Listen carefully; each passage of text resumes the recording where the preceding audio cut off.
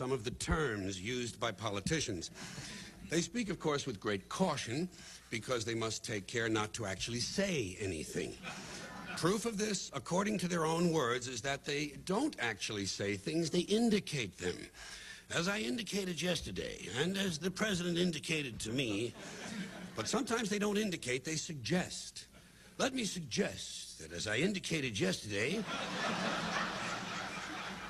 I haven't determined that yet. See, they don't decide, they determine. If it's a really serious matter, they make a judgment. I haven't made a judgment on that yet. When the hearings are concluded, I will make a judgment, or I might make an assessment. I'm not sure. I haven't determined that yet. But when I do, I will advise you. They don't tell, they advise. I advised him that I had made a judgment. Thus far, he hasn't responded. They don't answer, they respond. He hasn't responded to my initiative. An initiative is an idea that isn't going anywhere. When he responds to my initiative, I will review his response, take a position, and make a recommendation. See, they don't read, they review. They don't have opinions, they take positions, and they don't give advice, they make recommendations. And so, at long last, after each has responded to the other's initiatives, and each has reviewed the other's responses, and everyone has taken a position, made a judgment, and offered a recommendation, now they have to do something. But that would be much too direct. So instead, they address the problem. We're addressing the problem, and we'll soon be proceeding. That's a big activity here in Washington. Proceeding. They're always proceeding or moving forward. A lot of that goes on. Senator, have you solved that problem? Well, we're moving forward on that. And when they're not moving forward, they're moving something else forward, such as the process. We have to move the process forward so we can implement the provisions of the initiative in order to meet these challenges. No one has problems anymore. Challenges. That's why we need people who can make the tough decisions. Tough decisions like how much soft money can I expect to collect in exchange for my core values?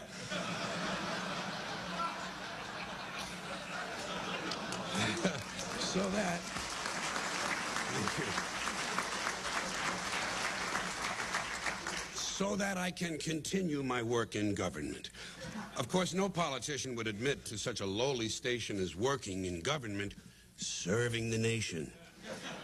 I'm serving the nation. Another favorite distortion is public service. I'm in public service. I like America, don't you? The food is great, but the public service is terrible. Now, folks, a question for you. Do you think it's possible that one of these politicians, whose judgment is so poor that he honestly thinks of himself as serving the nation, might occasionally be expected to indulge in a little patriotism? Huh? What do you think? Well, of course, not only is it possible, it's inevitable, and that's when he's at his very best. That's when he trots out the really good stuff all across this great land of ours. The greatest nation on earth, the greatest nation in the history of the world. And in times of military crisis, you can be sure that someone in a suit in this town will eventually plant himself in front of a camera and carry on a great deal about the most powerful nation on the face of the earth. Now, normally, during peacetime, the politicians will refer to people in the military as our young men and women stationed around the world. But in wartime, they quickly become our brave young fighting men and women stationed halfway around the world in places whose names they can't pronounce, wondering if they'll ever see their loved ones again. For added emotional impact, sons and daughters can always be substituted for men and women. And so I think we can sum this up by saying that where the military is concerned, the extent of a politician's insincerity can be measured by how far around the world our soldiers are stationed and whether or not any of them can pronounce it. Incidentally, another way of expressing this sentiment is to say we're sending our young men and women to places the average American can't find on a map. I've always thought it was kind of funny and somewhat out of character for a politician to go out of his way to point out the low level of American intelligence when, indeed, his very job depends upon it. It would seem to fly in the face of that other rhetorical standby of theirs. The American people are a lot smarter than they're given credit for. This is said with a straight face, although it is obvious, of course, that the proposition is being stated precisely backwards. But the politicians, God bless them, or something like that, They're at their most entertaining when they're in trouble. When they're in trouble, their explanations usually begin simply with words like miscommunication. What did you do wrong, Senator? Well, it was a miscommunication. Or I was quoted out of context. Better yet, and more ironic, they twisted my words. Such a nice touch. A person who routinely spends his days torturing the language complains, they twisted my words. Then, as the controversy continues to heat up, he moves to his next level of complaint. The whole thing has been blown out of proportion. It's always the whole thing. Apparently, no one has ever claimed that only a small portion of something was blown out of proportion. Has to be the whole thing. That's because now he's feeling the heat. And so, as time passes and more evidence comes in, he suddenly changes directions and tells us, we're trying to get to the bottom of this.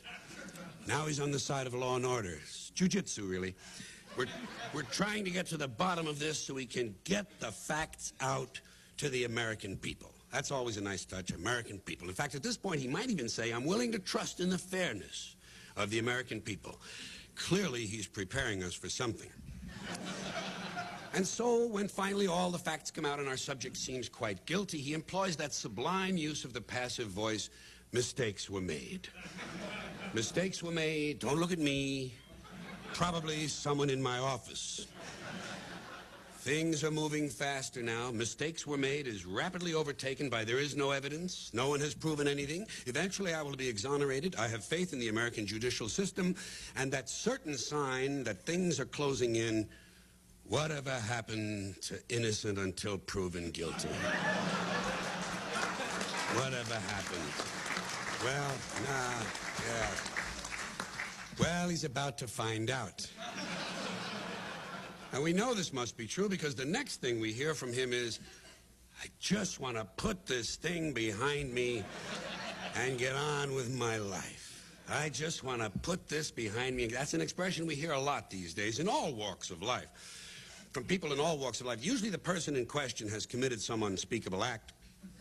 Yes, it's true, I strangled my wife, shot the triplets, set fire to the house, and sold my young son to an old man on the train. But now I just want to put this thing behind me. Get on with it. That's the problem in this country. Too many people getting on with their lives.